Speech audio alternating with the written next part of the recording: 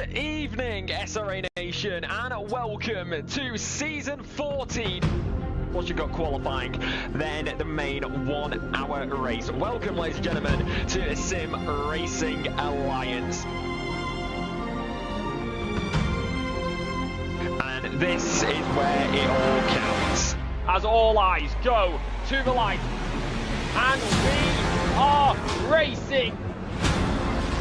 He brakes late, almost takes out the car ahead of him. He's getting a tow, a flash. Argy right on the exit, rear end squiggle. Who's going to get the move done here around the outside? Oh, dang! Byron ran it so shallow there, and this has become a 4-car battle. Game of inches as the BMW is in the paint. And we're off and away for SRA.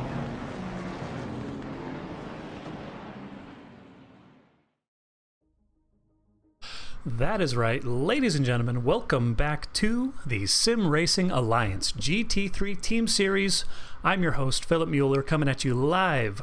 We've got round 6 of Season 15 here at Division 1. We're at a cold and stormy Northern California here at Laguna Seca. We've got an exciting race on the board, hoping for a little bit of rain to challenge our top division D1 drivers. I'm joined in the booth, as always, by my trusty, the ever-reliable, the wise, Ilpo Rutsalainen. Thank you for being here, sir. How's it going this afternoon? Hey, it's been a busy day, but hoping to have some fun watching the race here. Heck yeah, hopefully a nice, relaxing race. Nothing too crazy going on. Should be a good one. Got a lot to talk about before we jump into the action, though.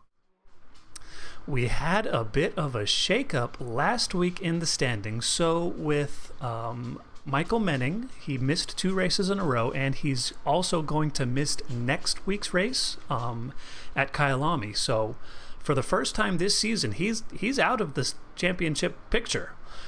Our former favorite, Renato Dornelles, had for his standards, a lackluster result last race. He had a P8, which means he opened the door with Dornelles and Mercer finishing P1 and P2 last week. They've now jumped way up in the standings. We've got Thiago Dinarte leading the way, P1 overall in the points, 380 points, followed closely behind Renato Dornelles.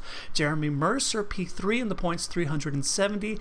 That's 3 drivers with 3 races remaining, separated by only 10 points. This is anybody's championship to take. I don't know how to call it. I can't place a bet. We got the Bentley, the McLaren, the Ferrari. What are you thinking, Ilpo? For Laguna Kyalami and Monza. That's actually quite a complicated equation, I think. Yeah, that's hard to say. It's also the old Ferrari, so there's less information about its performance out there. Yeah, so it should be a good one. Team standings, we had some shakeups as well. So again, we had the season-long favorites, the New World Sim Racing daddies of Kevin Blanchette and Andrew Rados. Similar story, not so great last week, and it allowed the Ferrari 488 team, Jeremy Mercer, Jordan Nixon, they finished P2 and P5 last week, and that gets them just barely ahead in the points, 609 to 603. Another tight race. It'll be right down to the wire. You can't count out the Lexus team of Jeff Spangler and Kelvin Lau. Jeff Spangler, obviously the 2-time defending champion, so always somebody to keep an eye on. Oh yeah, go ahead. We also can't forget that we had a major swing in the Silver Drivers' Championship, where Butkus seemed to be running away with it, but Marecki's great result last week completely changed the picture. Yeah, Marecki P3 last week, taking the lead in the Silver Point standings. Just a quick overview. As I said, we are at Laguna Seca. Should be a kind of a weird one. I don't know how you feel about this one, Ilpo. I always viewed this as kind of a procession, really hard to make overtakes, hoping that maybe the different weather can maybe bring us some action. Well, so obviously the weather is a wild card, but even without, if the weather is not going to play ball with us and give us some interesting things. I think it's very heavily going to be decided by pit stop strategies, undercuts. The track is quite bad on tire wear. It's a very high degradation surface. And since it's so hard to overtake, if you can undercut someone for position, you can probably defend it to the end of the race. Absolutely. So let's jump out on track. We've got our silver drivers who have just left the pits for their kind of warm-up and sighting lap start of this qualifying session. They will have 10 minutes in which to set their personal best times, after which time the gold drivers will go out for their 10 minutes. We'll see how it shakes out. I'm noticing the conditions just looking at it on my screen. Looking pretty dry out there for qualifying. Yeah, it's a completely dry green track though, which is going to make this harder because obviously the track is going to improve as rubber is laid down.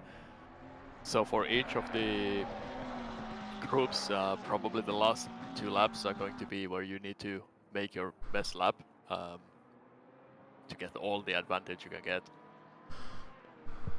Yeah, I mean, so just looking at the mini-map over there on the side, we actually don't have a whole lot of drivers out on track. I'm counting 9 silver drivers on track right now, which, as you mentioned, so the conditions starting out on a green track, you would expect as the session goes on, those conditions will improve as the track gets rubbered in, but man, only 9 sets of tires out on track. This is going to be really slidey for a long time for these silver drivers.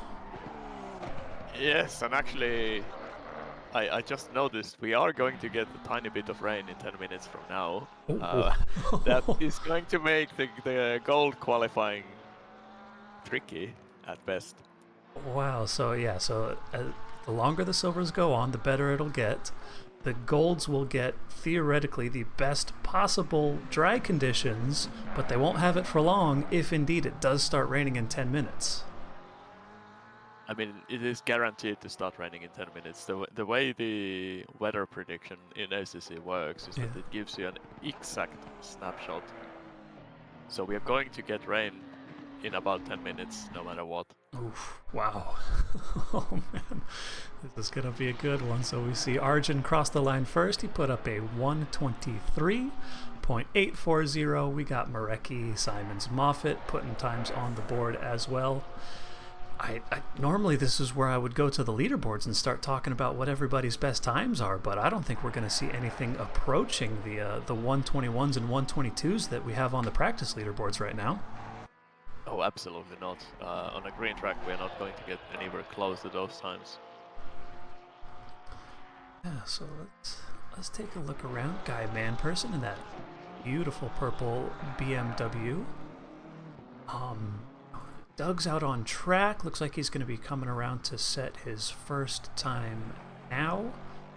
Might as well hang out on board with him. Get a nice interior view of this track. So of course, Laguna Seca. We've got technically this left-hand kink that we see right now is turn 1, according to most track maps. Coming down into turn 2 now. Really tricky double apex left-hander. Got to keep the car under control. Doug doing well. A lot of power on that Lexus, and he's keeping it nice and tidy. This infield section is, for me, the hardest part of this track. These curves are, you know, that right-hander and the one before it, really flat, not enough camber to keep the car hooked. This one, though, up the hill, late apex, a little bit of sausage curve there for Doug. That's not going to help his lap time.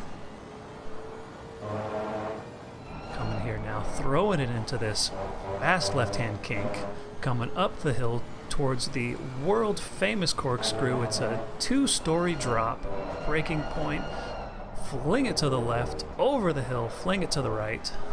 Doug doing well, keeping it nice and tidy. Tight to the curb on the inside there. A little bit of dirt on the outside is fine. And yeah, the sausage curbs that you guys see there on the apex of all of these turns are absolutely treacherous. I'm sure our Division 1 boys will be able to manage them nicely, but I used to do some lower division races, and those things were snipers. You would just see people hitting curbs and just flying off the track. Yeah, they definitely do not give you any mercy for mistakes.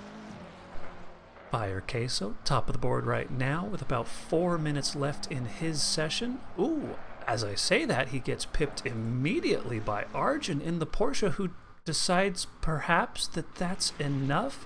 Maybe returning to the pits to get a fresh set of tires. I know in you know, green, fast, greasy conditions, maybe the extra tire wear has a chance to grain the tires. Maybe he's not feeling like he's got the most possible grip. Going to come in and get a fresh set of rubber? I'm just theorizing here. Eric Marecki, top of the board, so the first 22, that's a 122.917 for our silver championship leader, Eric Marecki. Very critically for the silver championship. I do not see Batkus on the server. Oh no. Oh, that's... He might not be able to attend today, which would be very bad for his chances of winning the championship. Especially since this is generally known as a good track for the Porsche. Kind of surprisingly, actually, the older Porsche is even better than the new one, but even the new one is very strong on this track.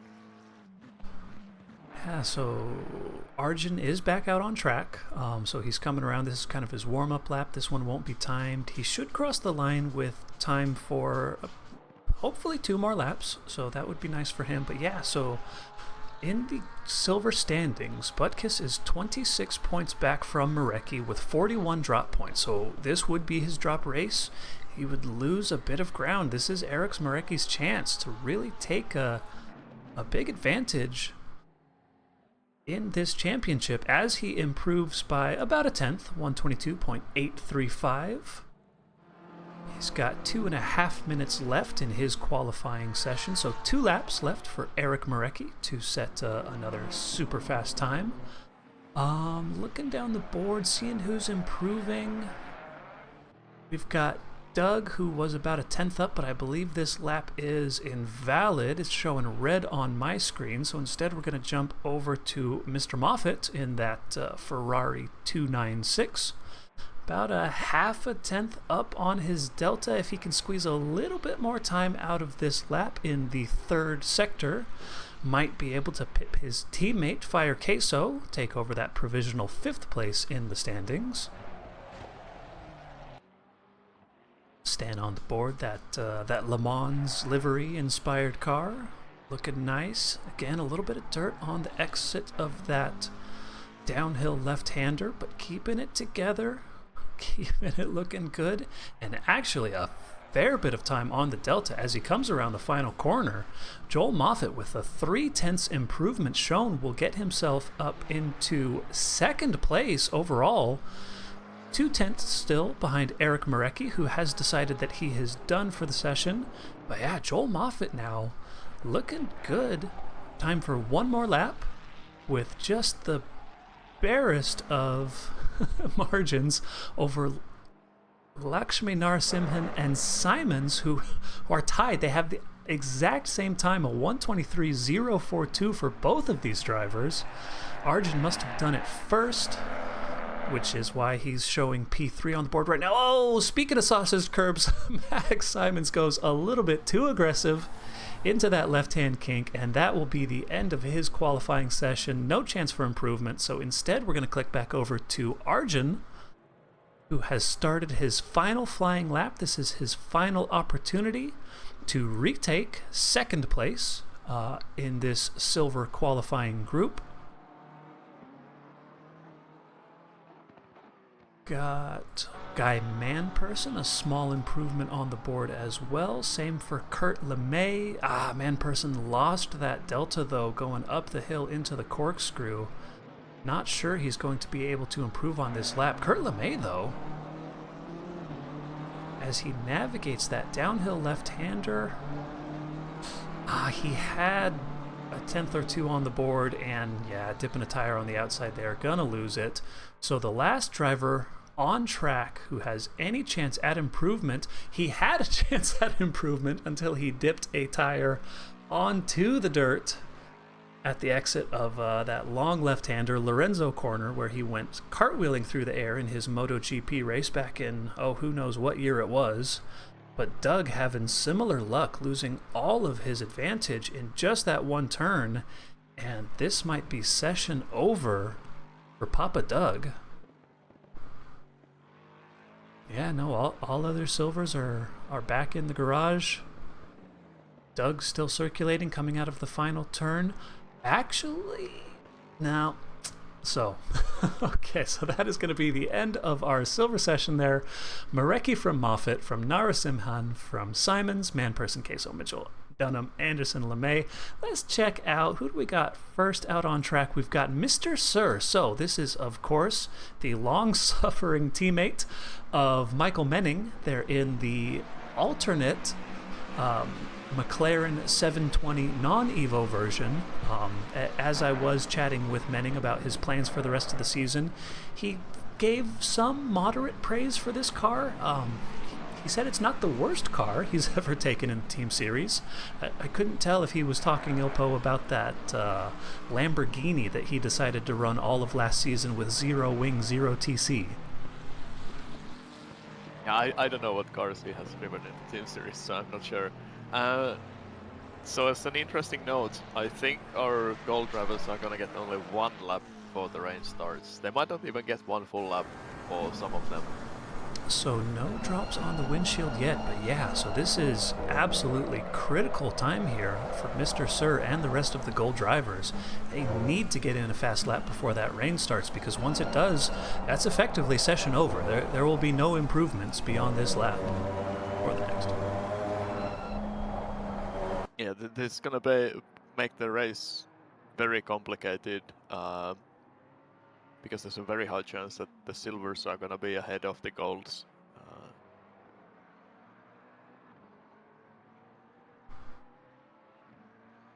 Yeah, and on a track like Laguna Seca, overtaking always a problem. That would make for an interesting shakeup in the overall standings if, in fact, our gold drivers aren't able to flex their clutch muscles here, put in a good one or two laps.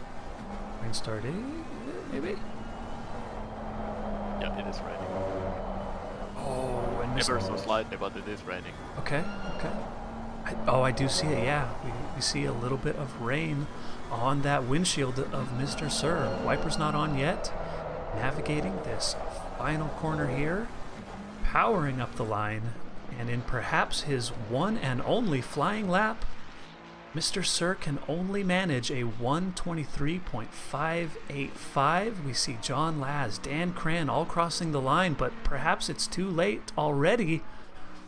The gold driver's unable to even touch the 1:22.835 of Eric Marecki. Best so far, Jeremy Mercer with a 1:23.2, but as you see there, his windshield wipers are already on. The rain is falling, and this is going to be an incredible race. We've got Eric Marecki, Joel Moffitt, Arjun, Lakshmi, Narasimhan, Max Simons, Guy Manperson, all potentially starting ahead of our entire cold field. I always thought that was a nice camera shot, this TV Cam 1 coming up the hill there towards the left-hand kink. ACC does some things right. That's one of them. It is quite an amazing track. I have been there in real life. It's kind of surprising just how massive the drop in the corkscrew is. Yeah. And how aggressively people are driving through it. So we see Mercer coming up on a little bit of traffic. That's Jeff Spangler ahead of him, I believe. So he crosses the line with essentially no improvement. We had Dan Cran coming up into P10. Any improvements on the board? We've got Peter O'Brien with 4/10 on the Delta, good enough for P8 at least.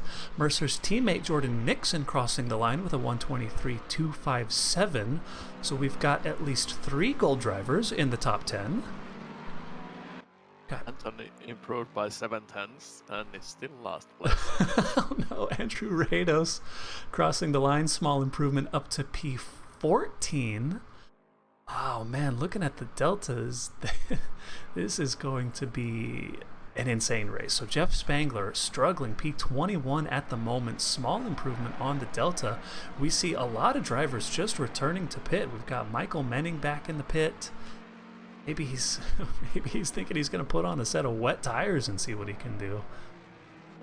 Has already gone to greasy, so Oh man. I would say there's no chance of anyone really improving except maybe Anton because his lap was quite slow. Peter O'Brien still a little bit of an improvement. He's got a couple tenths as he navigates this sector 3. Right up behind that's Jordan Nixon in front of him. Enough of a gap that he's not getting held up. If he can hold on to just even a tenth of this time, he can potentially steal P6 from Jeremy Mercer, but no, as he goes deep into the final corner, loses all of that time. Crosses the line with a 123.4. That's not going to do it. Jeremy Mercer already deciding to return to the pits as well. Kelvin Lau in and back out of the pits, looking to hopefully get something done. O'Brien throwing in the towel as well, as is Nixon. Gomer Wilson says, I've had enough of this, and it's a disaster for our gold drivers. 3.5 minutes left on the clock, but I don't see how this is going to work out for any of them. There's an interesting note.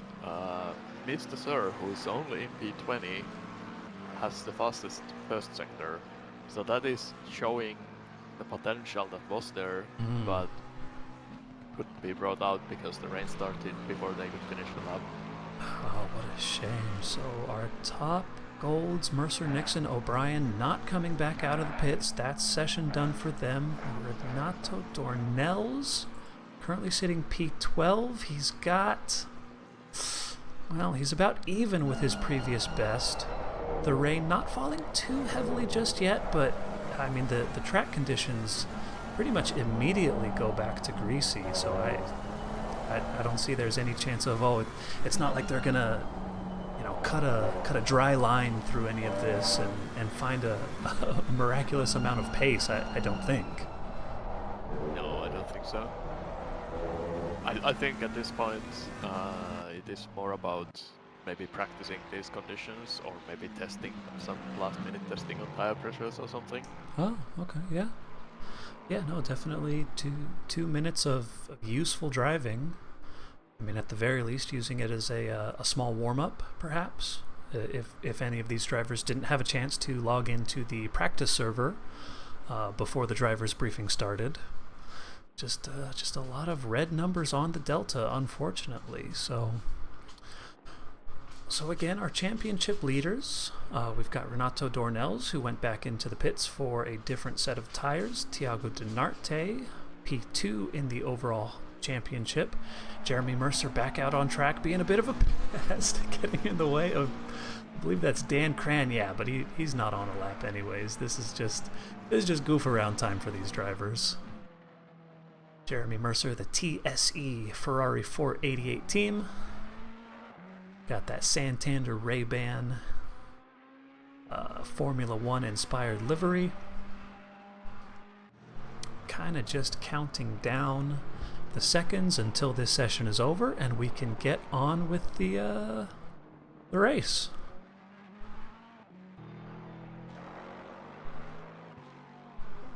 Yeah, so as an additional complication, the time gap between end of qualifying and race is in-game time a little bit over an hour and a half. Okay. Right now, the half-an-hour weather prediction is no rain and cloudy. So it is extremely difficult to make any inferences on what the conditions for the race start might be.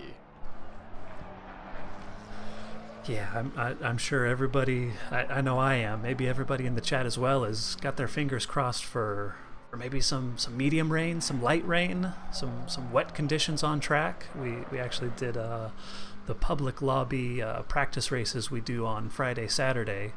We actually had one session go medium rain, and it was incredible.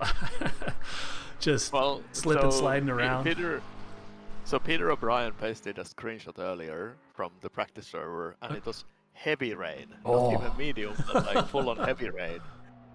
So I think anything is theoretically possible with these settings. We just don't know. Now, it's probably very unlikely that we get even medium rain, but we'll have to see. Yep. So as time winds down, and our final two drivers will either finish their laps or return to garage, we look at the overall. We've got Marecki from Moffat, Narasimhan from Simons, Manperson. Our first gold driver is Mercer in P6, followed by his teammate Nix in P7, O'Brien P8. This is going to be one heck of a race, as we take the opportunity, as always, to thank our community supporters, sponsors, and title sponsors.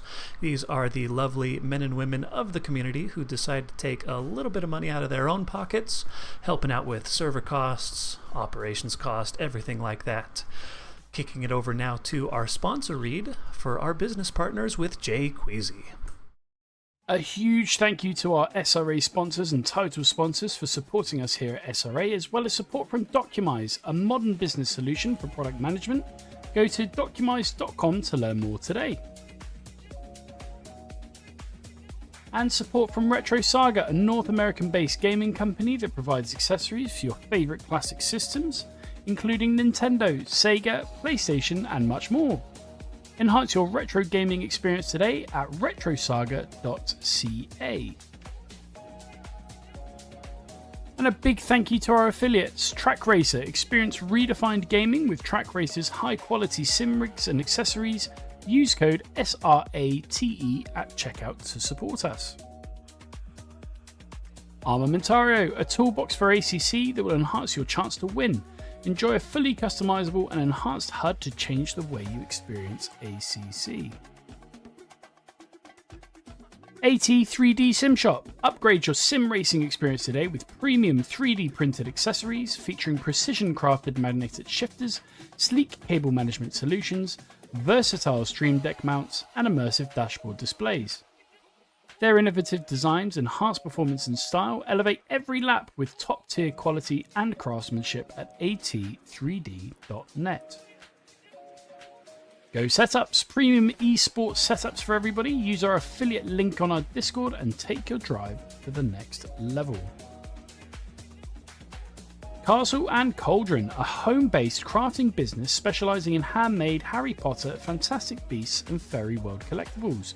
Magic wands, potions, mini dioramas, wall decor, costumery, cosplay, and much more.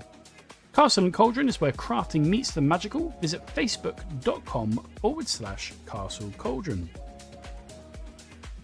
And from KP Concepts, your source for custom automotive renderings, graphic design, and printing. We spend countless hours making you look all good for the spectacle. Check out kpconcepts.com for more. I mean, it's actually kind of easy mode. All right, so we are back. Thank you, Jay Queasy, as always, for doing that sponsor read so that the rest of us don't have to. As you guys can see on your screen, in the top right corner, we got the weather widget working. It's showing right now a little bit of drizzle. If we kick inside on our race, our pole position driver, Eric Marecki, just the faintest of drops on the windscreen, but in less than 10 minutes, we're going back to full dry racing. I didn't get my wish, but this is going to make for, I was going to say maybe some interesting strategy, but I have to imagine, Ilpo, all of our drivers are going to be starting on slicks anyways. I think at this point, starting on wets would just be a death sentence. Yeah, it would be way too risky because you don't know what the weather is going to be for the second half of the race at this point. You know it's going to be dry from probably roughly where the race starts until halfway through. So I think the only reasonable call is to go slicks. The complication is that if you're one of the goal drivers stuck at the back of the grid, do you risk it for, let's say, a lap 1 or lap 2 pit stop undercut? Yeah, But then it might start raining again late in the race, and then you're completely screwed. yeah, if you have to Or stop you a just second stay time in for the queue. wets, yeah, you're done for. Right. So it's really a difficult place to be if you're qualified well out of position right now, because if you knew the race is going to be dry, you could pit lap 1. Yes, it sucks for your tire wear, but it's still better than being stuck in the queue, right? Yeah, no, the time lost following that accordion around the track as everybody has to check up on the brakes because of traffic ahead, yeah, you're losing multiple seconds per lap. You would love to get some clean air in front of you, but hey, if it starts to rain in 35 minutes, your race is over. Yes. Now, knowing the way the weather is configured on the server, I might take the risk because I do think it's relatively unlikely that it's going to go into a significant amount of rain before the end of the race. It might rain a little bit, but still, like, not that much. But it's a difficult call, also because the pit lane is relatively short here. The pit time loss is not huge.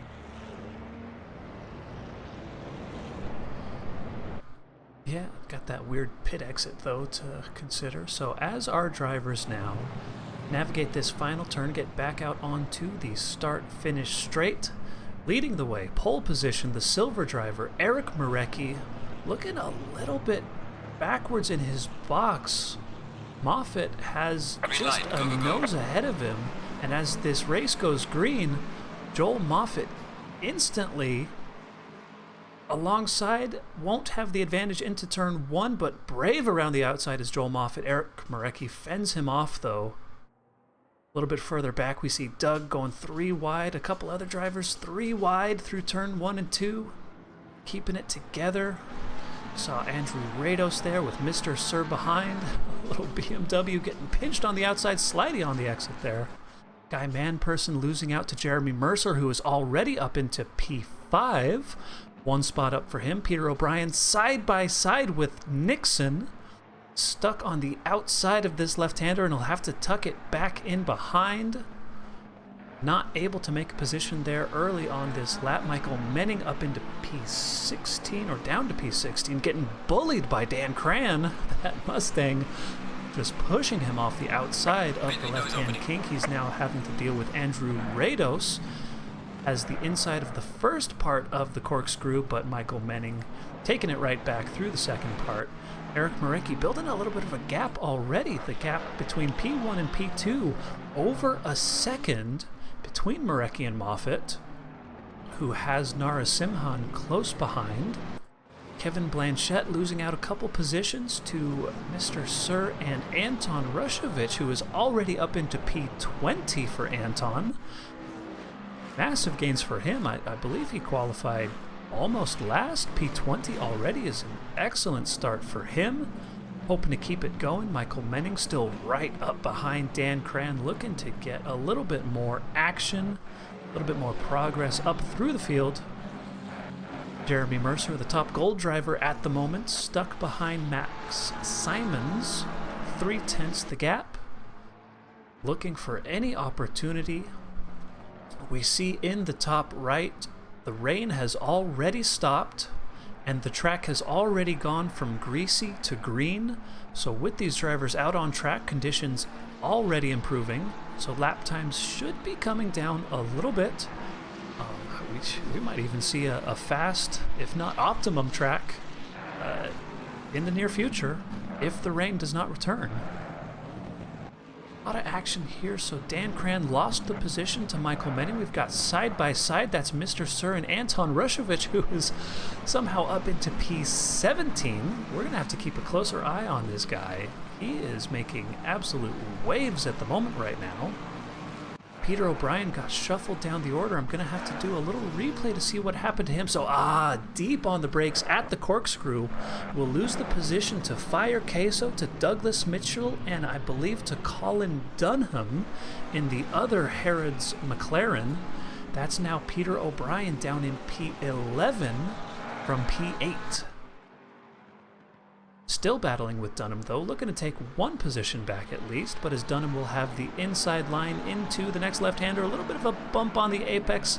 Both drivers staying out on track, though, means Dornells will have the opportunity to get past O'Brien. Oh, that Nissan. I thought it was going to be a strong car on this track, but O'Brien is getting bullied now, getting passed by Spangler as well. I mean, it is a strong car. The problem is, like, when you get bullied like that, it tends to cost you so much momentum that then you get bullied by the next guy in the queue. So sometimes, maybe instead of fighting tooth and nail, it's better to just back out to make sure you don't lose any extra positions. There was also earlier a 3 wide going into the corkscrew on lap 1. And somewhat surprisingly, nothing happened. Everybody managed to get through. That was amazing. So we did have one driver going for that mega risky lap 1 undercut. This is our second place overall in the championship, Thiago Dinarte.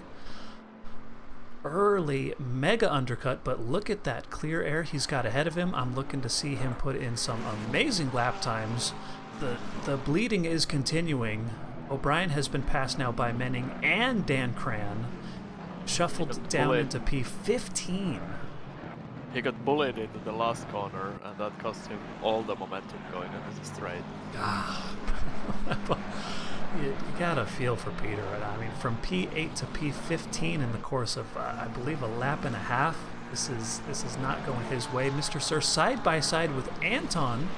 Anton P17. Mr. Sir looking to take that position away from him. Nothing doing side by side now with Kevin Blanchette. Who's contact. That's Mr. Rushevich, who was P17. And just to click the replay, I wanted to see exactly what happened. Was that Blanchette getting into the back of him, going into the left-hander, or did he kind of lose it on his own? Oh, it was Mr. Sir. That was unfortunate. Okay, so race isn't over. Maybe this is the opportunity to take a little bit of a lap. This is lap 3 undercut now, so plenty of time left in this race. 54 minutes here for Anton Rushevich. No worries. Eric Marecki at the front. The silver driver storming away with this race. The gap between P1 and P2 now already up to 2.4 seconds from Joel Moffitt, who's got a bit of a train forming behind him. That's Narasimhan, Simons, Mercer, Manperson, Nixon, all within view right there. Joel Moffitt doing his best to fight him off. The gap you see there on screen, 0.7 tenths of a second. 0.7 tenths. Anyways, to Narasimhan. Joel Moffitt looking to get on with this race, get back in touch with Eric Marecki. Don't want to let him get away with this one. You got to make him fight for it. Speaking of fighting, this is... Yeah, go ahead.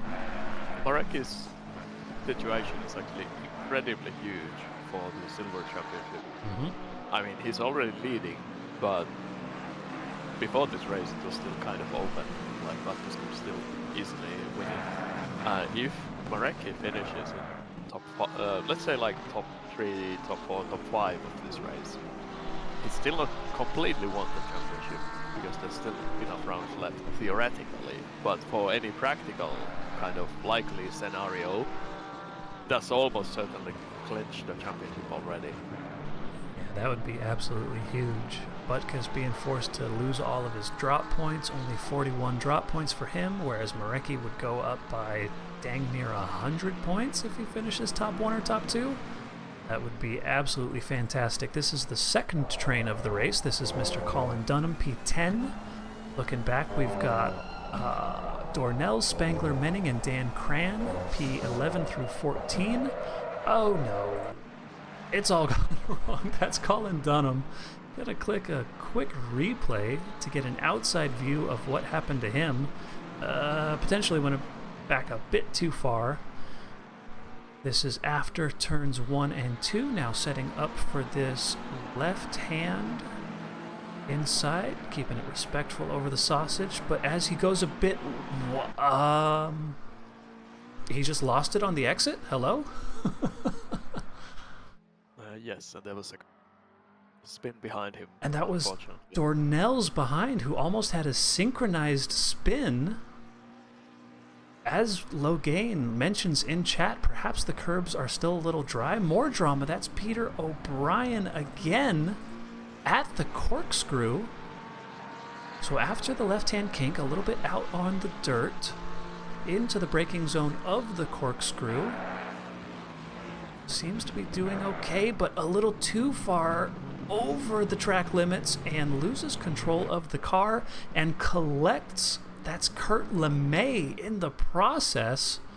LeMay now returning to pits to get new tires and repair damage. Peter O'Brien continues on, but now P20 for the absolutely demolished front end of that and side of that poor Nissan. So yeah, so that's huge. Another important thing about the currency.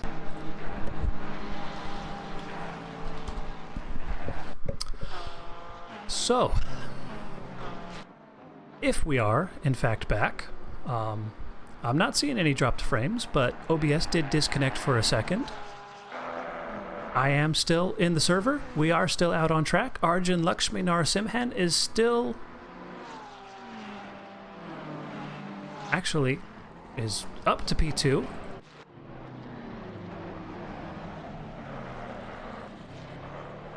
We're just trying to get our bearings back as we had our little...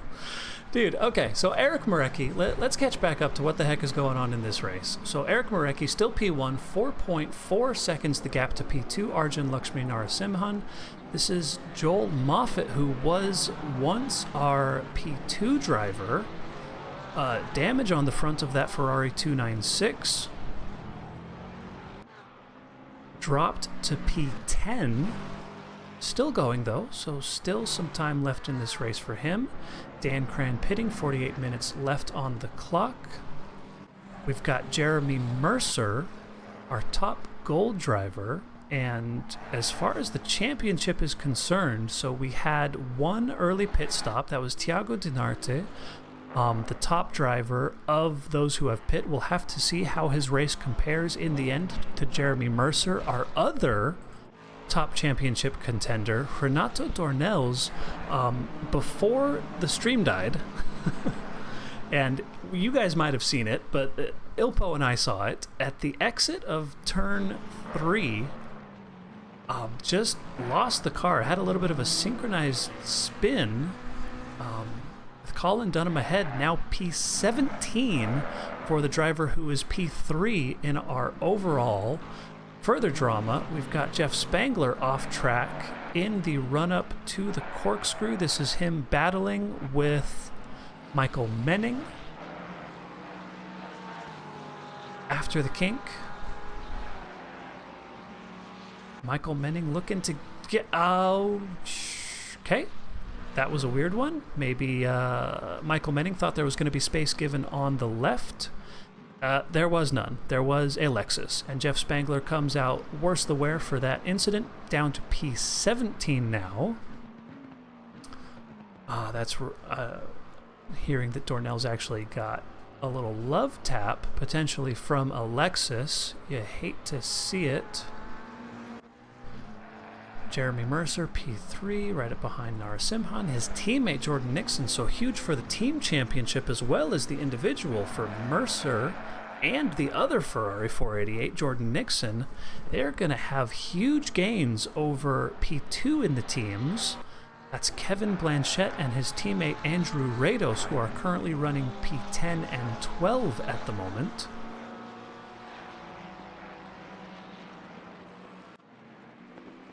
Dinarte doing well. So just ahead of Dan Cran. So this is perhaps our first glimpse of where Dinarte will be after pit stops shake out. Correct me if I'm mistaken, Elpo. Dan Cran pitted from about P10, if I'm not mistaken. I think something like that, yeah. So Dinarte, a potential P10 in the making, if his tires can hang on and if the rain can stay away. Some tight battles still on track. This is Lau right up behind the BMW of Brian Anderson. And you see behind, that is the McLaren of Danny Durant's. Looking feisty coming into turn 1 or 2, depending on which version of the track you're using. Jeff Spangler coming in for his one pit. Go ahead. There's a reasonably good reason why they call the King turn 1, because unless you're in a car like this with a lot of downforce, it is an actual corner where you have to slow down. That's fair. Okay. I remember hearing stories about, because it's also up and over a ridge, depending on, you know, which era of motorcycle you're riding. I know nowadays we got all these wings and downforce generating devices. You'd hear stories about Nicky Hayden having to drag the rear brake up and over the crest so that he wouldn't wheelie uncontrollably over it. So yeah, that's fair. It is a real thing on this track. Coming around the final corner here, Mercer chasing after Narasimhan. 44 minutes left on the clock. Spangler coming back out now. He will be just in front of number 307, which is our race leader, Eric Marecki. So Spangler going to be almost immediately blue flagged to Marecki, not where you want to be. Marecki going well wide after that right-hander. This track, you know, compared to some other tracks where dipping a tire in the gravel can be really detrimental to your pace, I feel like on this track, doing what Marecki just did there, he really isn't going to lose a whole lot of time on this lap. Well, it kind of depends. One complication at this track is that the gravel surface is quite far below the level of the curbs, so you can get stuck if you drop a tire. Oh no. So, a little bit of murder on track. That's Brian Anderson, who got the worst of a side-by-side battle with Kelvin Lau. Dornelles and Durant's taking the opportunity to make up some positions, getting themselves up into now P13. Their race continuing on. Brian Anderson, he got it turned back around. Maybe this will be a good opportunity for him to pit. 43 minutes left in this race. We'll see what he can do there. Definitely within the window to pit now that we know it's not gonna be raining for any significant period of time during the race.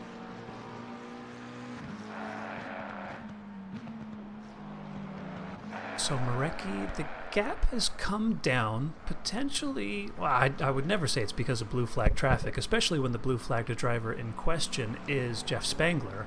But the gap between P1 and P2 has actually come down. The last we checked, Arjun was almost, he was over 4 seconds back from Marecki. Now 1.7 seconds. Arjun, he's picked up the pace and he's hunting down Marecki. 1.875 seconds the gap on your screen there. 42 minutes left in this race. He has to contend though with Jeremy Mercer, who is all up on his rear end. Maybe that's what's pushing him to drive faster, is this relentless attack from the Ferrari 488. So funnily enough, Peter O'Brien, who was being bullied relentlessly earlier, now has the fastest lap of the race. 122.507 for Peter O'Brien. Had that early pit stop, got the new set of tires on their car. Still plenty of time left in this race to catch up to Gomer Wilson, to Dan Cran and to Thiago Dinarte, who is, of course, the top driver of those who have pit. Dan Cran going to make him work for it, though. 0.3 seconds, the gap you see on your screen. We saw Durance losing position to Kelvin Lau. Maybe click a quick replay to see what happened here. So coming out of the final corner. Oh, is it just going to be the Lexus walking past someone based on pure power alone? Say it ain't so. Kelvin Lau going for the dive into turn 1, well alongside, and yeah, just unable, Danny Durance, to make any sort of defense. Kelvin Lau up into P14 of this race.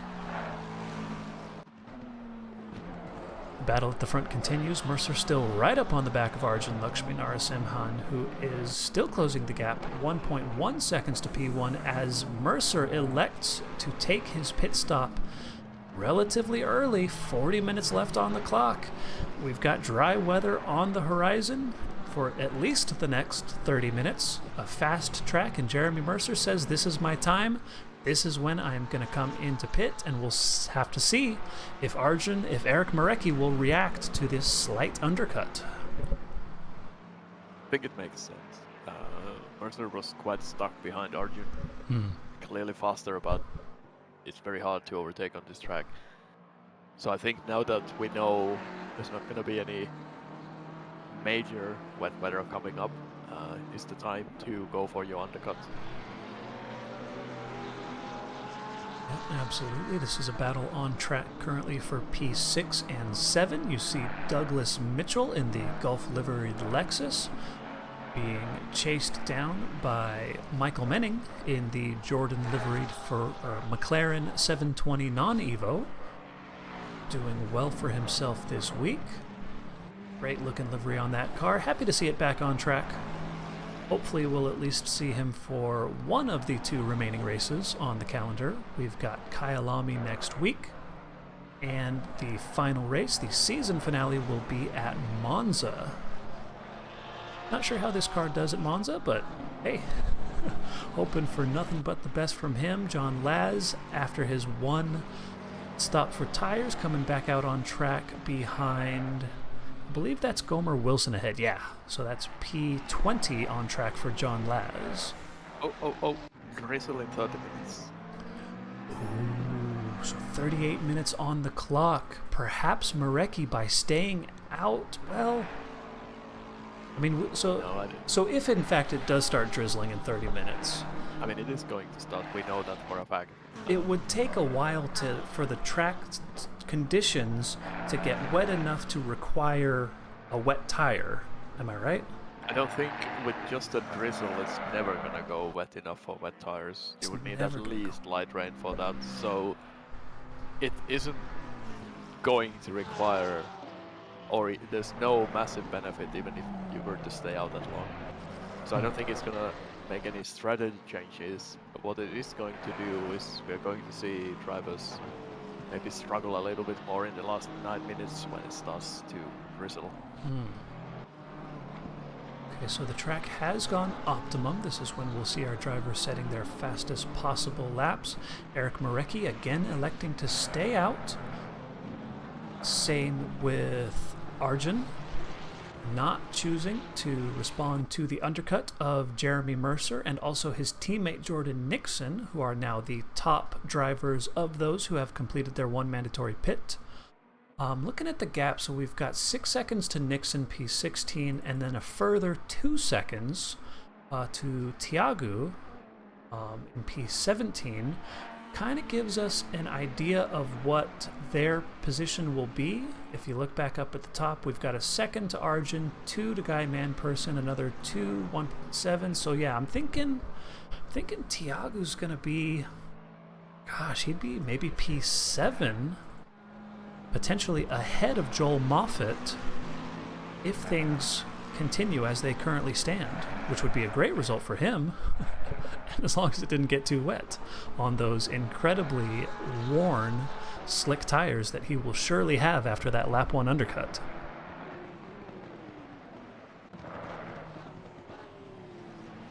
The fans in the chat talking about... Also, go ahead. Also, Dinarte is in the Bentley. The Bentley is known to be one of the best cars saving the tires. So for him to do a really early pit stop when he's in a bad situation makes a whole lot of sense.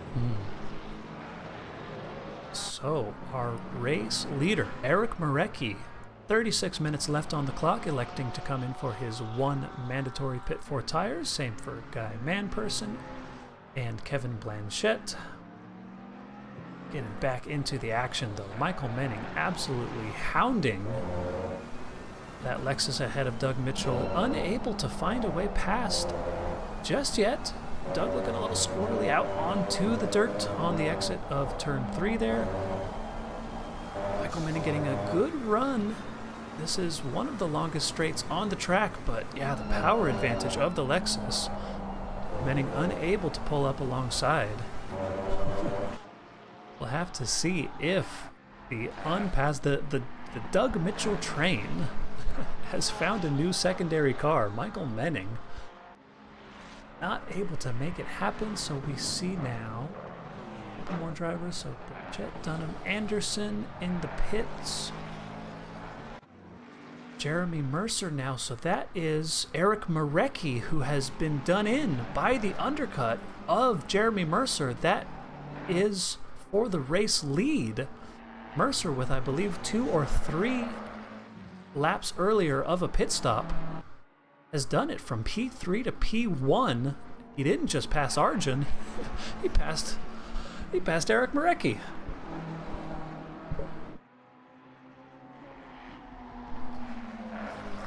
Arjun himself now coming into pit, which makes our race leader, at least for the time being, Douglas Mitchell, who has coming into turn 1, must have gone a little deep on the brakes. We'll click onto a replay in just a second here, but Michael Menning has done the unthinkable, has achieved the impossible. He has made an overtake on track over the Lexus, just pressurizing Douglas enough that he went a bit deep on the brakes, and with that tighter line, that quicker braking, Michael Menning has gotten it done and is now up into what is shown on screen as the lead of this race. We'll have to see how it shakes out after pit stops. Something happened to Dinarte. Dan Cran got past him and Dinarte has some minor damage now.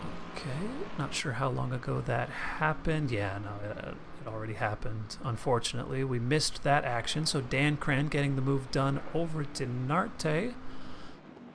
We saw, just before I clicked on the replay, that line from Dan Cran straddling the sausage, just making it look easy and also a little bit sus on the phrasing. Fire Queso, unlucky, speeding in the pit lane, stop and go 30 penalty for the Ferrari 296. You hate to see it. Dornell's 7 seconds back from Michael Menning. So still doing well, you know, hoping for some good points in this race. Only 26 drivers out on track, so lots of good points still on offer if these drivers can keep it together. Marecki getting dropped a bit from Mercer. The gap ahead you see on screen, about a second. Race control showing 0.9 on the Delta right now. Mercer looking like he's going to try to storm away from this race. The only 2 drivers out on track who have yet to pit are Dornelles and Menning. We saw from Barcelona, Menning likes these extreme overcuts. It didn't work out for him then. We'll see how it works out for him now. I think he just enjoys driving that car on worn tires.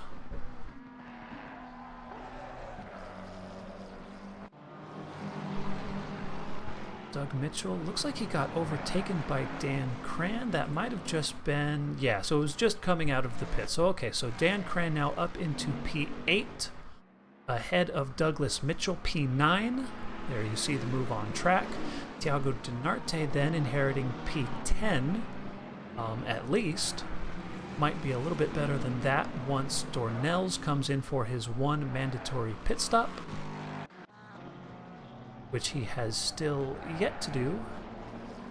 Driver 710, that's Fire Queso in the pits, serving his stop-go 30 penalty, coming out in almost P last. We'll see if Max Simons can get the move done. This really isn't for too many points, maybe just for pride. Fire Queso keeping it ahead. Jeremy Mercer, you see crossing the line there with a 1:21.770, the new fastest lap of this race. The first driver into the 21s, times coming tumbling down as the track is optimum and as these top drivers are on fresh tires. Guy Manperson, 4th place of the drivers who have pit, right up behind Arjun, you see ahead in the Porsche. Jordan Nixon, just behind them. Fantastic result again for these 488 Ferrari drivers. I think it's even more impressive if you think about the implications for the team standings. Yes, exactly. Drama for Gomer Wilson behind, trying to navigate Sector 1 here. I believe that's Moffitt ahead, Blanchette behind, coming into the braking zone here. A little squirrely on the exit. That might give the opportunity for Blanchette. And, it's the sausage on the inside, the sniper sausage claiming another victim. Gomer Wilson losing out on P15 to Kevin Blanchette. Because of that fast right-hander, sausage on the inside just upset the car a little bit. Gomer Wilson struggling at this moment, hoping to get a little bit of ground made back up. Another on-track battle. We've got Mr. Sir on Anton Rushevich, P19 and 20 on track.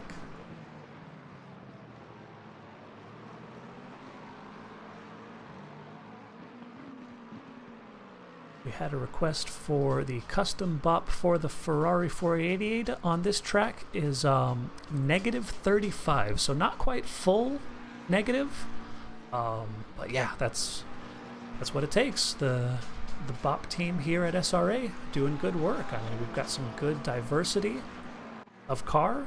We've got a 488 from a McLaren, from a Porsche, from a BMW. Got a Mustang there in the mix still as well. I think we're doing all right.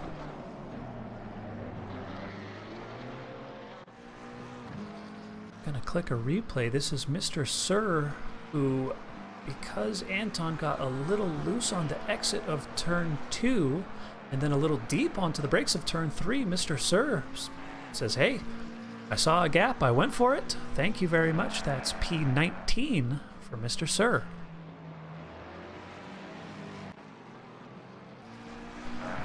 Kevin Blanchette battling up behind Joel Moffitt. Battle for P14 and 15 on track. As we come now over the start-finish straight, we'll see what kind of impression the Lexus can make on that Ferrari 296. This straight usually not long enough for any sort of overlap. Moffitt going defensive, forcing Blanchette to the outside line, and for another lap, Blanchette will have to remain content and remain patient there in P15. We see Dornells finally coming into the pit for his one mandatory pit stop. Michael Menning just carrying on. Looking good in that Benson and Hedges liveried McLaren 720. Mercer on track with almost no pressure behind. He is well and truly broken away from Eric Marecki. The gap you see on screen, over 3 seconds between P1 and P2. Provisional P1 and P2, depending on where Menning comes back. I'm sure Menning will be behind them after the stop. So yeah, P1 and P2 in this race, once pit stops shake out, will be Jeremy Mercer and Eric Marecki. Dornells we see coming out of the pits. We'll have to see where he comes out in relation to some of the other drivers around him. Getting passed by, that's P8, Douglas Mitchell. Oh yeah, this is finally able to get back out on the gas. We'll see if he can maintain the position over at least Joel Moffitt, currently sitting P14. Moffitt, of course, having to defend from Blanchette. Coming around turn 2, and yeah, so Renato Dornells P13 after the pit stop, and he will have much fresher tires compared to the drivers behind. Perhaps good enough that he can even start the charge up to Peter O'Brien, P12, 3 seconds ahead.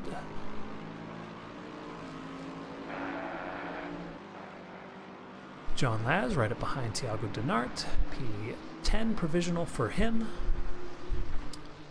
Manning electing not to pit yet, coming up on a bit of blue flag traffic potentially. This is Colin Dunham, P22, who has the race leader, Michael Manning, behind him. Action on track. Gonna click the replay button real quick. This was Joel Moffitt and Kevin Blanchette. So Moffitt kept it nice and tidy through the left-hander into the braking zone now of the corkscrew. Kevin Blanchette peeking inside, Joel Moffitt just leaving the space, and Kevin Blanchette up into P14. So move done for him, well done.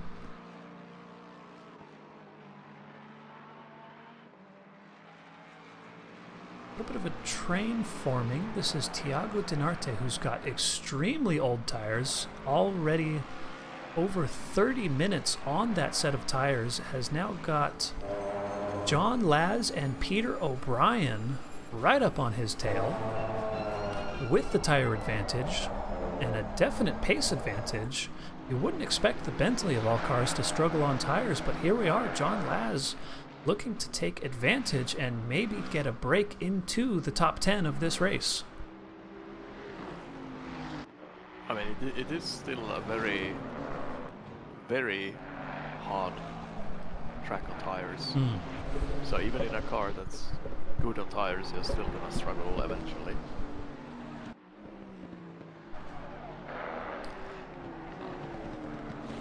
So another close battle on track. This is man-person right up behind. Provisional P3 of Arjun Lakshmi Narasimhan into the braking zone of turn 2. As close as you can get without actually being alongside. Keeping it nice and respectful, these two drivers. Doug Mitchell sitting at provisional P7, a great result for Doug, his best of the season by far. If he can hold it together and fend off the challenge of the driver behind, that's Andrew Rados in the other Lexus, that Cheetos liveried New World Sim Racing Daddy's team. John Laz looking to the inside of the Bentley, but just not enough of an overlap to attempt to move on the brakes. Was within 1/10 of a second there for our second. All drivers doing well to keep it on track. Dornelles has caught right up to the back of this group. Denarte definitely going slow and causing a bit of a log jam. You would expect Blanchette and Moffitt to be the next up behind them. Back onto John Laz, pressurizing the Bentley ahead. Wide onto the dirt, though. That will leave the door open potentially for Peter O'Brien, who didn't have any sort of overlap into the back of the Ferrari, but everybody keeping it on track. Just a little kiss. Keeping it on. That'll be a bit of breathing room for Denarte. The gap now 7/10 of a second between Laz and Denarte. Laz having to go defensive to fend off Peter O'Brien, who is looking to hold it around the outside. Will have to back out, making sure to not lose the position to Dornelles behind. Super tight on-track battle. This is P11, 12, and 13. Michael Menning, our once and former race leader, has now come into the pits. We'll have to see where he comes back out on track in relation to some of the other drivers. Jeremy Mercer still putting in super fast laps. His last lap a 1:22.092. As relates to Michael Menning's last lap, a 1:22.817. So definitely the pace advantage for the Ferrari 88. And indeed, as he comes around the final corner, the McLaren just now dropping off of the air track. So there goes Jeremy Mercer inheriting P1 of this race. There goes Eric Marecki taking over P2. Arjun will be next in line to overtake Menning. There goes. Guy Manperson as well. Jordan Nixon as well. Will Dan Cran also be able? Menning is now on the gas out of the pit lane, but it looks like unless Douglas Mitchell can make a miracle happen through turns 2 and 3, yeah, so that's Michael Menning now, P7 overall in this race, which, considering a not great qualifying because of the not great conditions, I think this is looking great for Michael Menning.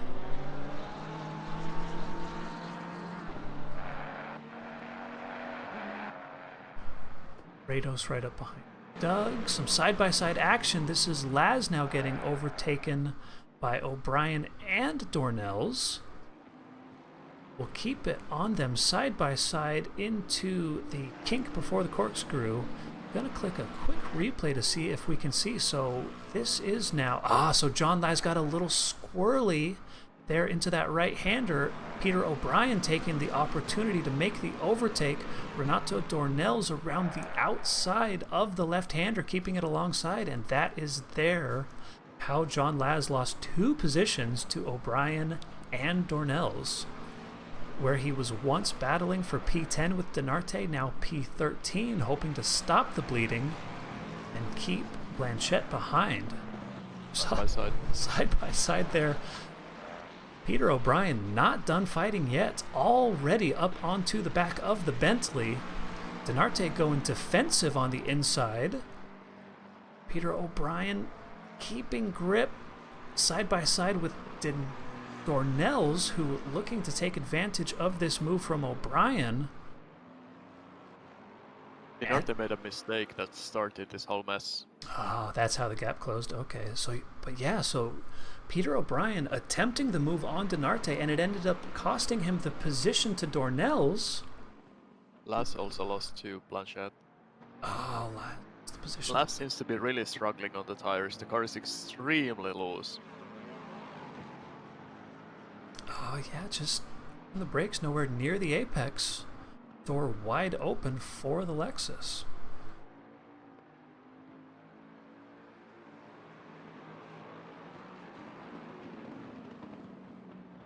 Other battles on track. So as Menning has exited the pits on a brand new set of slick tires, now right up behind Dan Cran in P6, will definitely be looking to make an overtake happen. See in the top right corner of your screen, light drizzle projected to be starting within 10 minutes from now, with some additional light drizzle. Drama for Dornells. Hang on.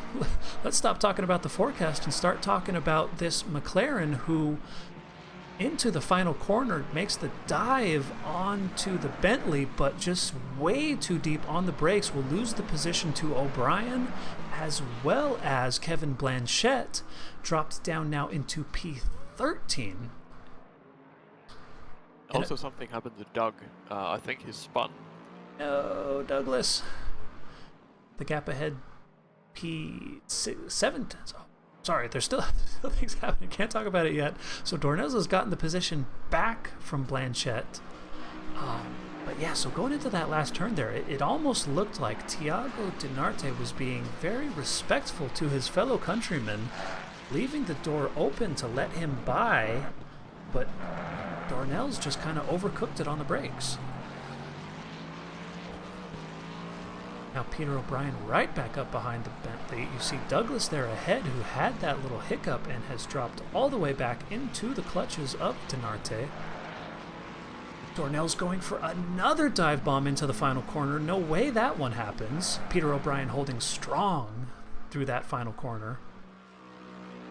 Into P2, that's Michael Menning making it happen on Dan Cran just a little bit back. So Dan Cran, you just caught a glimpse of his poor exit from the final corner, which allowed Menning side by side, stronger into the braking zone of turn 2, and that's Michael Menning up into P6. The fight behind continues. Dornells and Blanchette staying relatively put for now. We've got side-by-side action. Colin Dunham and Anton Rushevich. This is a battle for P21 and 22. Every point matters, and this race is starting to get hot. can't keep track of all of it. Side by side still. For the entire first sector, Colin Dunham and Anton Rushevich putting on a clinic for formation flying right now. Colin Dunham looking for the switchback, but no, the Lexus will have the advantage going into the next braking zone, and that's job done. P21 for Rushevich. Back up ahead to this massive battle for P10. We've got kind of a new Doug train. So we've got Doug in P9. He's got a 1 second gap to Dinarte, who has a huge gaggle of cars. We've got O'Brien, Dornelles, Blanchette, Laz. Moffitt has gotten up to the back of them. Kelvin Lau is there. Danny Durance has almost caught up to them as well. This is going to be, for the final 15 minutes of this race, a massive free-for-all to try to get this final position of the top 10. Thiago Dinarte fighting for his life there. He's actually pulling away from this. The only reason this train caught up to him was because he had that spin earlier, but he is actually pulling away from Dinarte. And Blanchett has tried to send it on the outside of Dornelles 2 laps in a row into turn 2 with very little success, but yeah, it's really, it seems Dinarte is really struggling. Peeking to the inside is Peter O'Brien. Dinarte a little bit wide on the apex of that previous left-hander.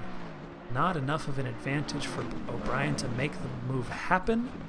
Into the corkscrew once again. Dinarte going a little deep, and we'll have a compromised line coming down the hill. Will this be enough for Peter O'Brien? Oh! And Peter O'Brien into the back of Dinarte. That is not how you want to see a race end. Stewards will surely be taking a look at that move. That's Dornell, the opportunist, up into P10. Peter O'Brien now P11, but a potential penalty coming their way. You hate to see it. The Bentley was doing so well, being so defensive. Side by side, John Les on Blanchette. Looking ahead now, so Doug, a little bit of breathing room. The gap between him and now Dornelles in P10, 2.2 seconds. Looking to make a little bit of a break from that, but yeah, that is an unfortunate conclusion to that battle for Thiago. P19 now, and on 40-minute-old tires. That's, you have to imagine, the end of his race. Might as well check back up in at the front. Jeremy Mercer still doing well to storm away with this race from the Silver King. Eric Marecki, P2 in this race. 100 points on offer for him. Actually, it would be 101 because he had pole position. Am I remembering that correct? Yes, over Moffitt. So yeah, 101 points if the race finishes as it is now, which would be a huge boon in the Silver D1 Championship. Man, absolutely, that is big enough of a swing that it might even, for practical purposes, yeah, that the championship is decided, even if mathematically it isn't. So Man Person still right up on the back of Narasimhan. Kelvin Lau still right up on the back of Moffitt. Renato Dornelles, you see it on your screen, has massively chopped down the gap between P9 and 10. What once was 2 seconds has now reduced to less than a half a second. Renato Dornelles looking hungry. Looking to overtake Doug Mitchell, get a little P9 action going on, and maybe get a little bit of protection from the drivers behind. We've got Peter O'Brien, P11. The gap between 10th and 11th place, 2.7 seconds at the moment. Not sure if O'Brien will be able to fight back at all. Jordan Nixon has caught up to the back of the P3 and 4 battle. This is now on screen P3, 4, and 5 battling. Michael Menning as well catching up. 1.1 seconds the gap there. Oh, already? Side by side, Dornelles around the outside at the last corner. I went wide on the exit of the previous corner and lost time. But with the power of the Lexus, It'll erase that mistake potentially. Dornells tries it around the outside. No way that's going to happen. Douglas Mitchell, at least for the time being, maintaining P9. He's gonna have a hard time. Out of the entire field, Dornells has the second best tires out of everyone. Only Manning That's better right. tires than Dornells. Okay, so a huge tire advantage for the McLaren. The Lexus not known to be gentle with its rears. That rain still potentially going to come within 10 minutes here, but has not started to fall yet. We are expecting rain in about 2 minutes. Also, there is no train forming behind Arjun. Manperson has been there the whole time, but now Nixon and Manning have caught up. Yep, so there you see 4 cars on track. This is a battle for P3, 4, 5, and 6 on track. Manning, of course, the driver now with the fastest lap of the race, one of only 5-6 drivers it looks like, with times in the 121s, a 121.605 now, the new purple lap from Michael Manning. He also has the best tires of this bunch by quite a significant margin. Of the whole field, if I'm not mistaken. Yes, that is true, but especially compared to these guys in front of him, he's got significantly better tires. And he has decent top speed, not the best, but compared to the other cars. Looking brave around the outside. He's still there. The job's not done yet, though. Oh, it is just alongside that top speed advantage you were mentioning. Michael Manning there storming past the Ferrari 488 of Nixon up into P5 of this race. Little top speed advantage, a little tire advantage, and he's got 2 more drivers in his sights. I'm sure Nixon is also considering the team championship situation. There's no reason for him to take any risk at all. They are still going to pull significantly away from any competing team. Yeah, so P2 in the teams, that's Andrew Rados, currently sitting P8. Kevin Blanchette, currently sitting P13. Yeah, another huge crop of points on offer for the TSC 488 Ferrari team. Yeah, no reason to fight there. P6 is a fantastic finish for Jordan Nixon. And yeah, let Michael Manning get on with it. Let him hunt down the BMW of Guy Manperson. And it is raining. The windshield wipers are moving. A couple of drops there you see on Manning's screen. The drizzle has started. The track has now reduced to fast and now green conditions instantly, with just a few drops of rain and those falling ambient temperatures.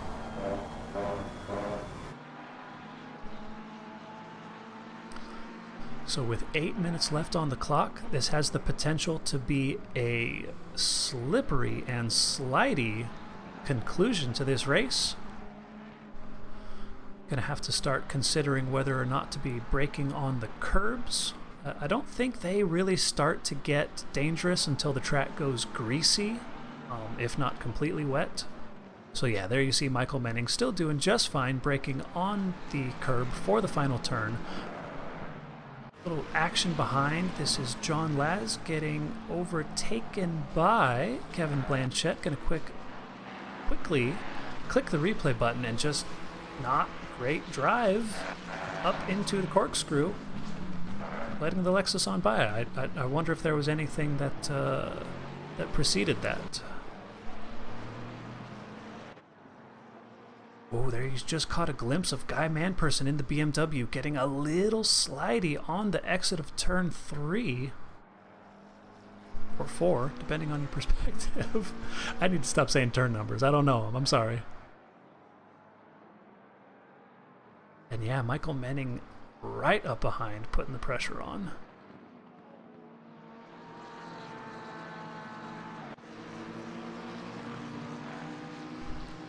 Another tight battle. This is Joel Moffitt battling with Kelvin Lau and Danny Durrance, P14, 15, and 16.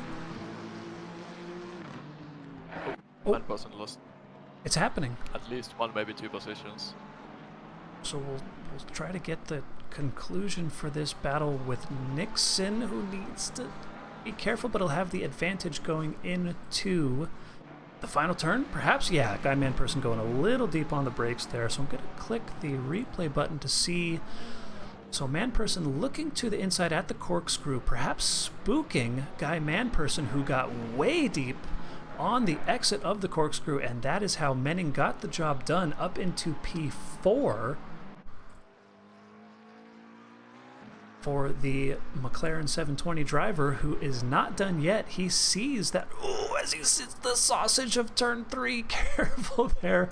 He sees the final podium position ahead of him in the form of the Porsche of Arjun Lakshmi Narasimhan. We've got side-by-side action, though. Renato Dornell's on Douglas Mitchell, who will have the advantage going into the right-hander. Renato Dornell's getting it done. Now a super tight battle. Peter O'Brien is in the mix. Just going to quickly click the replay button. Dornell's looking around the outside, and is this how he gets the position? Around turn 2, around the outside on the Lexus with the tire advantage. Renato Dornell's P9 in this race now. That was a fantastic move. Absolutely. Going around the outside doesn't happen that often. 5 minutes left in this race, potentially 4 laps left in this race.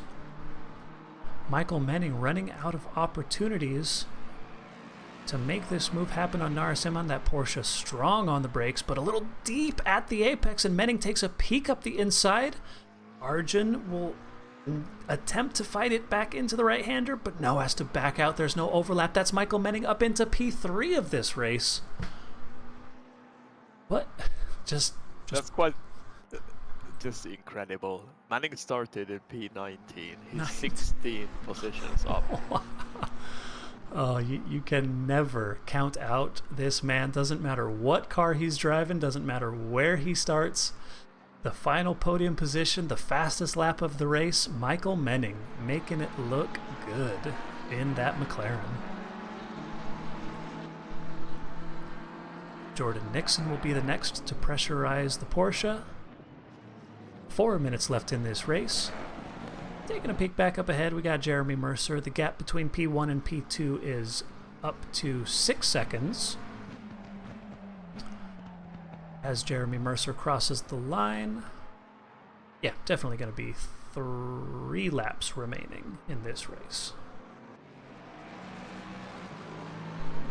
Arjun losing touch with Menning a little bit. You see the gap between P3 and 4 has grown to 1.2 seconds, and Jordan Nixon now putting a ton of pressure on Arjun.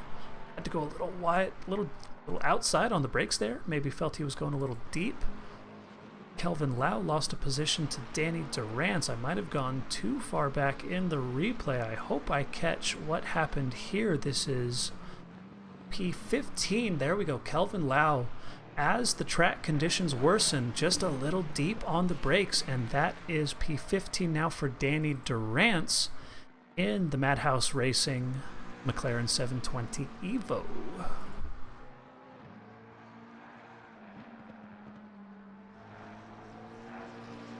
The track is now greasy, of course. Our drivers will have to exhibit just a little bit of extra caution in the final moments of this race. Arjun staying off the curb under braking. Jordan Nixon, no such concerns. Doug Train still doing well. Doug P10 hanging on to that final top 10 position with Peter O'Brien, Kevin Blanchette, and John Laz, the 3 drivers you see on screen, looking a little hungry there.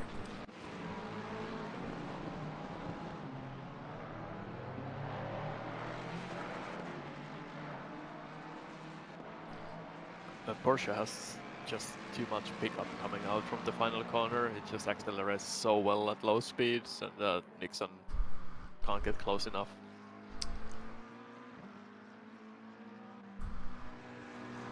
Andrew Rados, a respectable result from him, P8. Putting a little pressure on Dan Cran, who is the Mustang in P7 ahead. Jordan Nixon now drawn right up onto the back of that Porsche, but into the braking zone of this right-hander. Not enough of an opportunity for an overlap. Arjun doing well defending from this threat.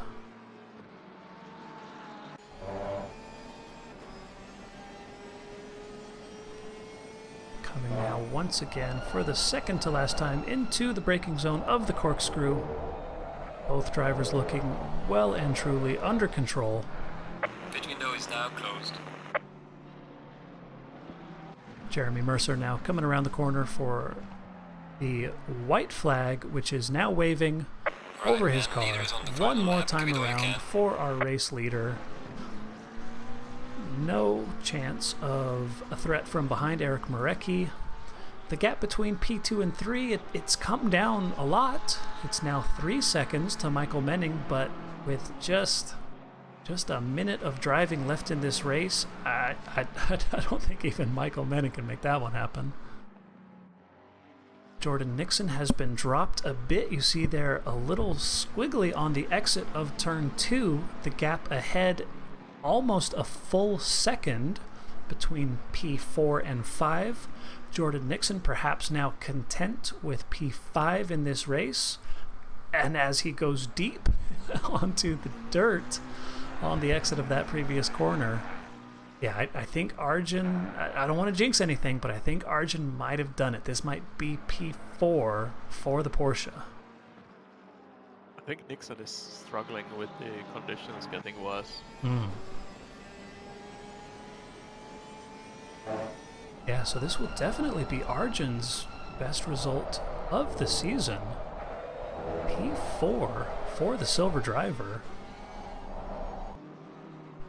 Not entirely sure where he is in the championship standings. Probably not too close to Marecki, but still, that's you got to be proud of every good finish. Jeremy Mercer crossing the line in a rather uneventful P1. Eric Marecki, ditto for P2. Michael Menning, he closed up 2 seconds to Marecki on that last lap, but not enough time. Narasimhan from Nixon, from Manperson. Dan Cran crossing the line in P7 from Rados, from Dornelles, from Mitchell, who will round out the top 10 in this race.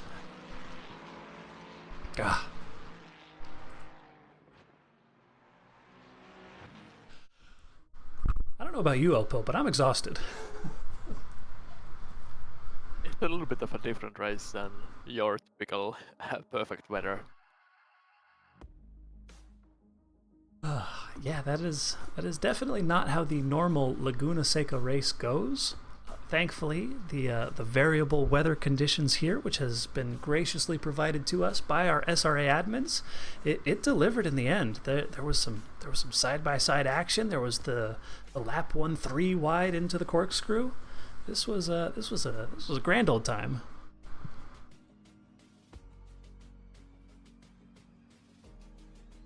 Looking to see then if I can locate. Well, we'll give our drivers a little bit of time to filter into the D1 race chat.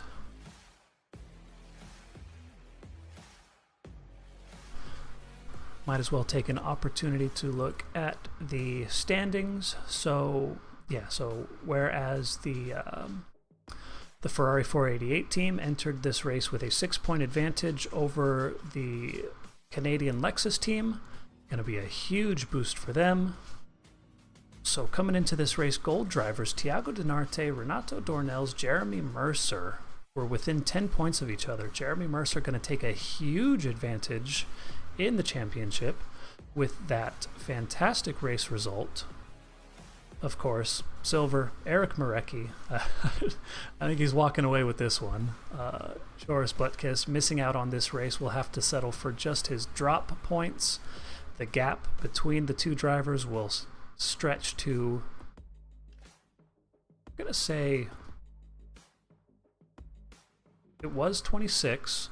It's going to stretch another 60. So that's 80 points between the two drivers going into the next round. That's rough.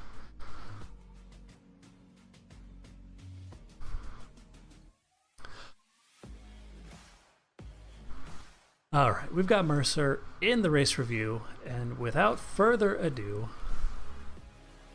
Jeremy Mercer, I hope you don't mind pulling you into the booth. A great race result, which started, I have to say, with an interesting qualifying session. The silver drivers had dry the entire time. You gold drivers, you came out, and I believe you only had one dry lap before it started raining on your heads? Technically the rain started on the first flyer, but it wasn't really that wet yet. So it was kind of a one-shot quali, which definitely increased the chaos that was going to ensue. Yeah, so you managed the top qualifying position of the gold drivers of P6. I mean, race start, it was a little drizzly, but it was basically instantly going dry. How were those first couple of laps on relatively slippery conditions, on slick tires, on cold tires, starting from P6? Well, so the main thing is just survive, because, you know, going side by side through Laguna Seca means people are going to be slow and there's people in front of you. So just my strategy is get the best start I could and then be as close behind the person in front of me as I could be. And luckily, Guy didn't get the greatest start, so I was able to get him around the outside.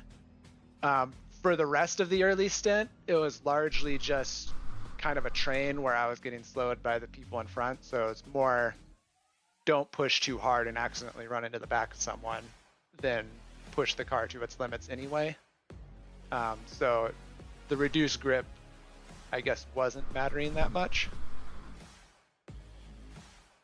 Yeah, absolutely. So with Dornelles and Denarte having maybe some lackluster results, I know Denarte got pinged by a Nissan behind. This is now, I think it's safe to say, a championship lead in the overall for you. How are you feeling going into these last two races, first at Kyalami and then the season finale at Monza?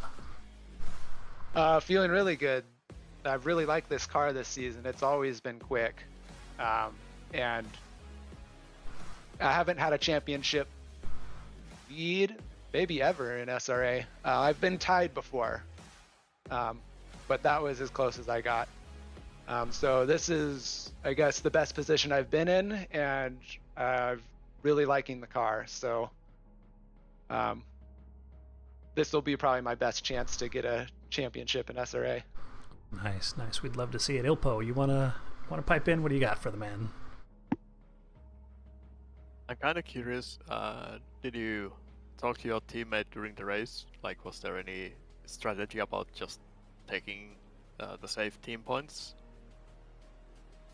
I think we were all trying to get ahead of the cars in front of us because, I mean, we knew that due to the inverted field with the first 5 cars being silvers, that there would be, you know, some slower cars holding us up, and being able to get around them was important. So we were all kind of discussing how much of an undercut we were willing to do.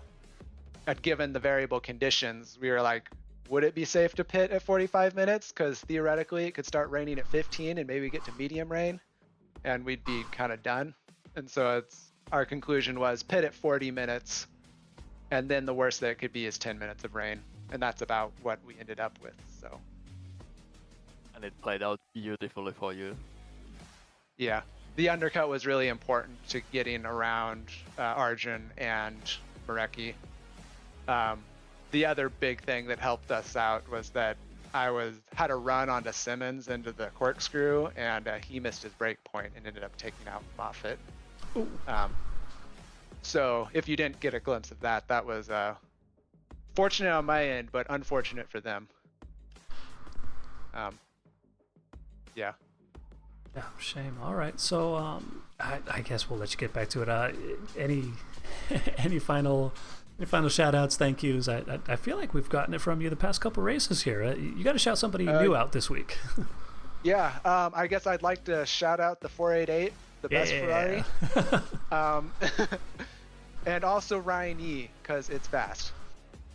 And also Ryan Yee. Okay, special shout out to the SRA BOP team. All right, good stuff. Thanks, man. Thanks.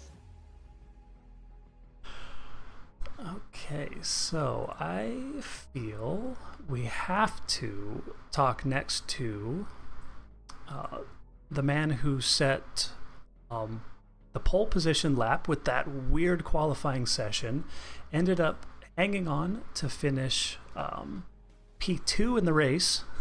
Eric Marecki, welcome to the booth. Congratulations, 2 weeks in a row this on the podium for you. Yeah, this is a little bit unreal. If you told me that I was going to qualify on pole today and it was going to be dry for my session, I wouldn't have believed you. I'm not kidding when I say I did less than 10 minutes of practice in the dry. So when I showed up and it was dry, I thought I was going to be farther back. Definitely not P1.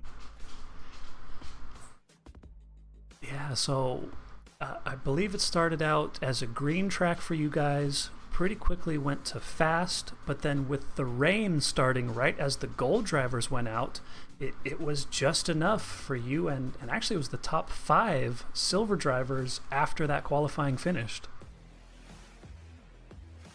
Yeah, that's pretty crazy. I still almost can't believe it.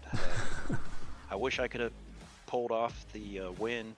You know, I asked my team if I should pit now to cover Mercer, and I said I'll do one more lap, and that one lap gave him that was enough of an undercut. That was the difference fresh maker. Tires to jump me. Yeah, so towards the end of that race, once the rain had started and once Michael Menning had cleared the traffic, gotten himself up into P3, what thoughts were going through your head to see, oh no, he's coming for me? That's exactly what I said. I said, oh God, here he comes. So I just tried to, I sacrificed a little bit of lap time to just make sure I didn't drive off the track or hit a sausage curb. And at that point I figured, even P3 is better than, I don't even know how many cars were out there, a P20th after I bang it off a sausage curb. So, maybe I could have pushed it a little harder to keep him a little bit farther away, but I know I think he was 6 seconds behind when he got around Argent. Mm-hmm, yep. So I knew I had some time. Yeah, definitely did well to hold on. That's P2. So in the Silver Championship, because Butkus wasn't here tonight, you're going to be taking a pretty significant points lead going into the final 2 rounds. How are you feeling? How's the car feeling? Are you going to be able to show up and perform? Yeah, I'll be here. I don't see any issues making it to the races. Nice. Whether or not I'm well practiced and feeling good, that's a different story, but this should make it pretty comfortable. I think the pressure's off a little bit. I hate that it kind of came down to this because if Jarvis was here, he would have been up there with me, probably would have been in front of me, so it would have made the season a little bit more exciting towards the end. But you never know. I mean, he could show up next week and put 2 podiums in, and we could still have a really close finish to the season. So I hope he can make it next week and the week after, and I hope we can have a little fun. Yeah, absolutely. Ilpo, you want to get in on this action? I mean, I think you guys discussed the salient points. Yeah, you have massive lead on the championship right now, and also because of the way the drop rounds work, you're very likely to win. So I guess I presume you're now just looking for like safe results rather than trying really hard, right?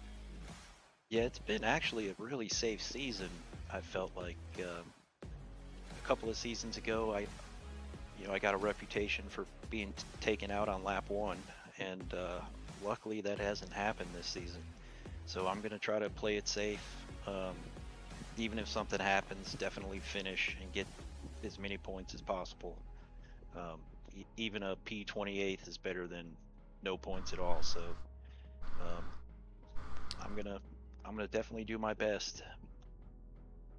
How do you feel about your car for the remaining 2 tracks? I think it's pretty decent at Kailami, but I'm not so sure about Monza because that tends to be a little tricky. I mean, it used to be good at Monza, but I want to say that was probably when it first came out. I probably haven't driven it at Monza in 2 years, so who knows. I like Kailami, but I always kind of drove it in the Aston Martin, so I'll have to pull out the Motec and probably watch some videos and learn a little bit, but I'm feeling relatively good. I mean, everybody's driven Monza 1,000 times, and I've always kind of liked Kailami, so I'm hoping for some good results at the end. Maybe another podium, who knows? Yeah, who knows? All right, so in the same way that we usually get to talk to Jeremy Mercer week in and week out, I believe this is the 3rd or 4th time we've talked to you, so I'm going to challenge you. Any final shout-outs and thank yous? Somebody new that you haven't shouted out in the past. Like always, I'll shout you guys out for putting this on. Oh. I mean, it's always appreciated, and I'll shout out my wife. She's not listening for sure. She's probably asleep, but you know, it's always a little. I'm sure on her side it could be kind of annoying when she sees I want to go up here and play video games for 2 hours. So I'm just gonna shout out and thank her for putting up with it. None of us could do that without our very patient and very understanding families. Well said. All right, I'll let you get back to the race review. All right. Thank you, guys. All right, and so, as we have mentioned, this is the twilight of our season. Round 7 at Kailami coming up next week, followed by round 8 at Monza the following week. Thank you to everybody in the chat who has been here for this race, if you're still there. Thank you for hanging out through our technical issues. We love getting the participation in chat. Hoping to see you next week. Ilpo, anything final before I send it off? I mean, next week's track is a banger. I love Kailami. Looking forward to a great race. It's so good. Yeah, but good. Yeah, I mean, it's got all the best features. I mean, it's a good driver's track for hot lapping because it's got some technical parts, it's got some tricky parts, but it's also super wide and makes for great side-by-side action in a lot of places. Yeah, it does. All right, and so once again, final time, thank you to everybody in the chat. We will see you next week.